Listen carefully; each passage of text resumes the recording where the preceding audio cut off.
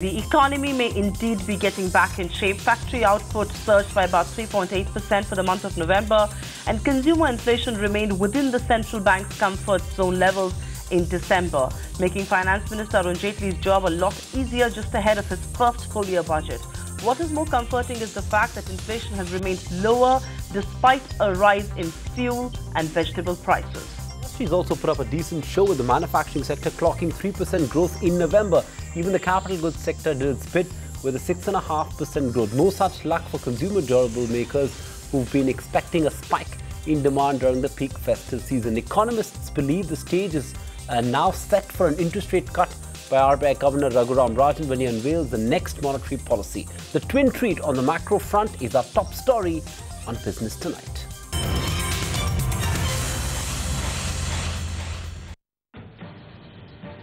It's a treat, in fact a twin treat for the Modi Sarkar. Growth has picked up and prices have stayed low. Manufacturing has revived, mining activity too has picked up, suggesting the uptick in Indian economy. India's November factory output grew at a 5-month high of 3.8% versus a contraction of 4.2% last month. The strong show was led by manufacturing and capital goods sector, with both coming back into green after shrinking in October. Manufacturing, which contributes to 70% of IIP, showed a drastic improvement, with growth of over 3% versus a contraction of 7.6% in October, while the capital goods segment registered a growth of 6.5% after falling 2.3% in October. Experts insist that growth will pick up from here on. Some lag of a couple of quarters still may be there before we start seeing a very broad-based pickup in investment activity, but sentiments are positive. But the even better news is on the price front. Consumer inflation for December did rise, but much lower than expected.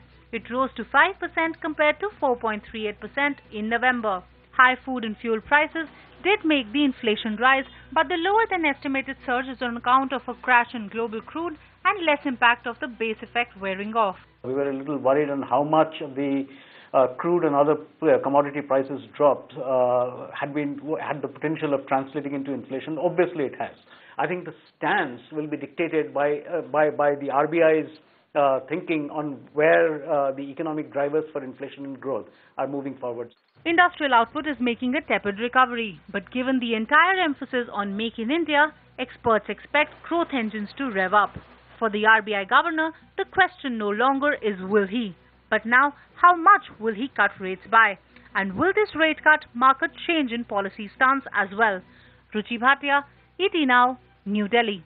Find us on Facebook at facebook.com/ETNow, and don't forget to click the like button. You can also follow us on Twitter at ETNowLive. To stay updated with all our programming, hit the subscribe button on our YouTube channel by logging on to youtube.com/user/ETNow.